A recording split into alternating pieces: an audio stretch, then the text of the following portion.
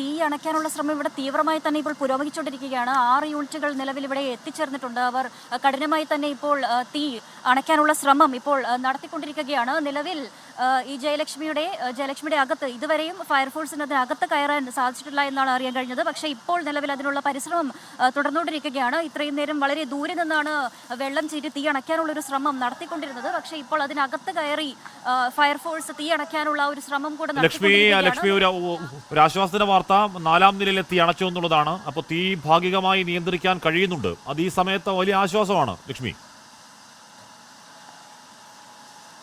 തീർച്ചയായും വലിയ ആശ്വാസം തന്നെയാണ്. കാരണം വളരെ വലിയ രീതിയിലുള്ളൊരു തീപിടുത്തമാണ് ഉണ്ടായിരിക്കുന്നത്. 3ാം നിലയിലും 4ാം നിലയിലും വളരെ തീവ്രമായി തന്നെ, പ്രത്യേകിച്ച് തുണിത്തരങ്ങളാണ് ഇതിനകത്തുണ്ടായിരുന്നത്. തീ വ്യാപിക്കാൻ മറ്റൊന്നിൻ്റെയും തന്നെ ആവശ്യമില്ല. അത്രയും വ്യാപിച്ച് തീ പടരുന്നൊരു സാഹചര്യത്തിൽ ഇപ്പോൾ അതിന് ഒരു പരിമിതി ഉണ്ടായിട്ടുണ്ട്. അതായത് 4ാം നിലയിലെ തീ അണയ്ക്കാൻ സാധിച്ചിട്ടുണ്ട്. ഫയർഫോഴ്സ് അതിനകത്ത് കയറി മറ്റ് ഭാഗങ്ങളിലേക്ക് പടരുന്നത് കൂടെ ഇപ്പോൾ നിയന്ത്രിച്ചുകൊണ്ടിരിക്കുകയാണ്. അതുപോലെ തന്നെ ആളുകൾ ഇവിടെ കൂടി നിൽക്കുന്നതിനൊക്കെ വളരെ വലിയ രീതിയിലുള്ള ഒരു സുരക്ഷ പോലീസ് ഇവിടെ ഒരുക്കിയിട്ടുണ്ട്. ആൾക്കാരെ നിയന്ത്രിക്കുന്നതും വാഹന ഗതാഗതം തടയുന്നതിനും മുഖ്യമായിട്ടുള്ള നിരീക്ഷണങ്ങളൊക്കെ ഇവിടെ നടത്തിക്കൊണ്ടിരിക്കുന്നുണ്ട്. ആളുകളെ കൂട്ടം കൂടി നിൽക്കുന്നതും സ്ത്രീകളെയും കുട്ടികളെയും ഒക്കെ മാറ്റി നിർത്തുന്നതിനുമൊക്കെയുള്ള ശ്രമങ്ങളൊക്കെ പോലീസിന്റെയും ഫയർഫോഴ്സിന്റെയും മറ്റ് നാട്ടുകാരുടെയും ഒക്കെ നേതൃത്വത്തിൽ ഇവിടെ നടന്നുകൊണ്ടിരിക്കുകയാണ്. പിന്നെ ജയലക്ഷ്മിയിൽ നിന്ന് തന്നെ ഇപ്പോൾ തീ വ്യാപിപ്പിക്കുന്നതിനുള്ള ശ്രമങ്ങളും ഇപ്പോൾ വളരെ പുരോഗമിച്ചുകൊണ്ടിരിക്കുകയാണ്. തീപിടുത്തം ഇപ്പോൾ നിയന്ത്രണ വിധേയമാകുമെന്ന് തന്നെയാണ് കരുതുന്നത്. ഇപ്പോൾ 2 മണിക്കൂർ നീണ്ടൊരു പരിശ്രമമാണ് ഇപ്പോൾ ഉണ്ടായിക്കൊണ്ടിരിക്കുന്നത്. ചെറിയ പരിശ്രമം എന്ന് പറഞ്ഞാൽ പോലെ വലിയ പരിശ്രമം അവിടെ ഉണ്ടായി. 4ാം നിലയിലെത്തി അണച്ചു. 4ാം നില എന്ന് പറയുമ്പോൾ 2ഉം 3ഉം നിലയിൽ ആഞ്ഞു കത്തി 4ാം നിലയിലേക്ക് പടർന്നു തുടങ്ങുമ്പോഴേക്കും 4ാം നിലയിലെത്തി അണയ്ക്കാൻ കഴിഞ്ഞു എന്ന് പറയുന്നത് ഒരുപക്ഷെ തീ നിയന്ത്രണ വിധേയമായെന്ന് പൂർണ്ണമായി പറയാൻ ഇപ്പോഴും കഴിയുമോ എന്നറിയില്ല. പ്രേക്ഷകർ കാണുന്നത് വെള്ളം അത്രയും പൊക്കത്തിൽ ആഞ്ഞു ചീറ്റുന്ന ദൃശ്യങ്ങളാണ് കാണുന്നത്. 6 ഫയർ എഞ്ചിനുകളാണ് ഒരേ സമയം പണിയെടുത്തുകൊണ്ടിരിക്കുന്നത്. അതിനിടയിൽ വെള്ളിമാട് കുന്ന് ഭാഗത്തു നിന്നും ബീച്ച് ഭാഗത്തു നിന്നും വരുന്ന കല്ലായി റോഡിലേക്ക് വരുന്ന വാഹനങ്ങൾ മാനാഞ്ചിറ വഴി വരാതെ മറ്റു വഴികൾ സ്വീകരിക്കുക എന്നൊരു അറിയിപ്പ് വരുന്നുണ്ട്. ഒരിക്കൽ കൂടി പറയാം, വെള്ളിമാട് കുന്ന് ഭാഗത്തു നിന്നും ബീച്ച് ഭാഗത്തു നിന്നും കല്ലായി റോഡിലേക്ക് വരുന്ന വണ്ടികൾ മാനാഞ്ചിറ വഴി വരരുത്, വന്നാൽ അവിടെ പെട്ടുപോകും. മാനാഞ്ചിറ വഴി വരാതെ മറ്റു വഴികൾ സ്വീകരിക്കുക. അത് ഫയർഫോഴ്സിനൊക്കെ വരേണ്ട വഴി കൂടിയാണ് കേട്ടത്.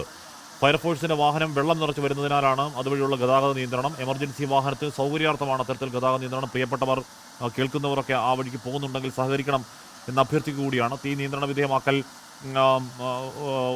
ഈ മണിക്കൂറിൽ ഏറ്റവും പ്രധാനപ്പെട്ട ആവശ്യമാണ്. കാരണം നേരത്തെ പറഞ്ഞ പോലെ നഗരമധ്യമാണ്. നഗരമധ്യത്തിൽ അടുത്തടുത്ത് കടകളുള്ള സ്ഥലമാണ്. അങ്ങോട്ടേക്ക് തീ വ്യാപിച്ചാൽ അത് അപകടമാണ് താനും. ഫയർ ഫൈറ്റേഴ്സ് കെട്ടിടത്തിനുള്ളിലേക്ക് കടക്കുന്ന ദൃശ്യങ്ങൾ പ്രേക്ഷകർ കാണുകയാണ്. ഇപ്പോഴാണ് ഏതെങ്കിലും തരത്തിൽ അതിനടുത്തേക്കെങ്കിലും പോകാൻ ഫയർ ഫൈറ്റേഴ്സിന് കഴിഞ്ഞത്. ഇത് കെട്ടിടത്തിൻ്റെ ഒരു ഭാഗം പൊളിച്ചുകൊണ്ട് അതിനകത്തേക്ക് കടന്ന് അകത്തുനിന്ന് തീ നിയന്ത്രണ വിധേയമാക്കുക എന്ന് പറഞ്ഞാൽ ആ സോഴ്സിൽ പോയി തീ നിയന്ത്രണ വിധേയമാക്കുക എന്നുള്ളതാണ് ലക്ഷ്യമെന്ന് തോന്നുന്നു. വെള്ളം അങ്ങേയറ്റം ഒരുപാട് വെള്ളം ചീറ്റി ഒഴിക്കുന്നുണ്ട്. വലിയ ഉയരത്തിൽ ഫയർ എഞ്ചിനുകൾ, അതിൻ്റെ ദൃശ്യങ്ങളാണ് പ്രേക്ഷകർ കാണുന്നത്. കരിപ്പൂരിൽ നിന്നുമുള്ള എയർഫോഴ്സിൻ്റെ ഫയർ എഞ്ചിൻ അങ്ങോട്ടേക്ക് അല്പസമയത്തിനകം എത്തിച്ചേരുന്നു. അതോട് വന്നു കഴിഞ്ഞാൽ കുറച്ചുകൂടി എഫക്റ്റീവായി ഫയർ ഫൈറ്റിംഗ് സാധ്യമാകും എന്നാണ് കരുതേണ്ടത്. എന്നാലും ഇപ്പോൾ വരുന്ന ഈ തീപിടുത്തമുണ്ടായി കഴിഞ്ഞ 2 മണിക്കൂറായി തീ നിയന്ത്രണ വിധേയമാവാത്ത സാഹചര്യത്തിൽ 4ാം നിലയിൽ, അത് 3ാം നിലയിൽ നിന്നും 4ാം നിലയിലേക്ക് തീ പടർന്ന ഉടനെയാണെങ്കിൽ തന്നെയും 4ാം നിലയിലെ തീ അണച്ചു എന്ന വാർത്ത ആശ്വാസം നൽകുന്നതാണ്. അജി കുഞ്ഞുമോൻ വിവരങ്ങൾ വെച്ചിരുന്നു. അജി, 2ാം നിലയും 3ാം നിലയും ഏതാണ്ട് പൂർണ്ണമായി തന്നെ കത്തി നശിച്ചിട്ടുണ്ടാകണം. അമ്മാതിരി തീയായിരുന്നു ആ സമയത്ത് ഉണ്ടായിരുന്നത്. വൈകിയ വേളയിലെങ്കിലും തീ കുറച്ച് നിയന്ത്രണത്തിലാവുന്നു എന്ന് കരുതാനായോ?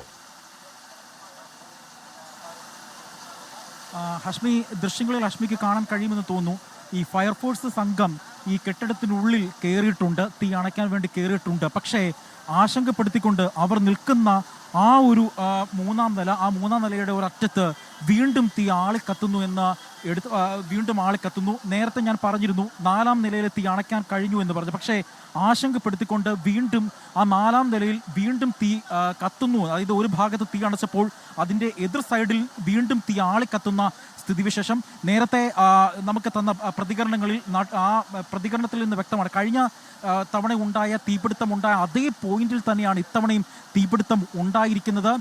ഏറ്റവും എടുത്തു പറയേണ്ടത് ഫയർഫോഴ്സ് വളരെ ജാഗ്രതയോടുകൂടെ തന്നെയാണ് തീ അണയ്ക്കാൻ ശ്രമിക്കുന്നത്. കാരണം ഇപ്പോൾ 3 പേരാണ് അതിനകത്ത് കയറിയിരിക്കുന്നത്. അപ്പോൾ അവർ ആ നിൽക്കുന്ന കെട്ടിടത്തിന്റെ ഒരു വശത്താണ് ഇപ്പോൾ തീ ആളി കത്തുന്നത്. അത് നമുക്ക് ദൃശ്യങ്ങളിൽ കാണാൻ കഴിയുന്നുണ്ട്. ലോകത്തെവിടെയായാലും ഏത് സമയത്തും 24 വാർത്തകളും ഓഗ്മെന്റഡ് റിയാലിറ്റി പാക്കേജുകളും എക്സ്പ്ലെയിനറുകളും വിശദമായി കാണാൻ ഞങ്ങളുടെ യൂട്യൂബ് ചാനൽ നിങ്ങൾക്ക് സബ്സ്ക്രൈബ് ചെയ്യാം.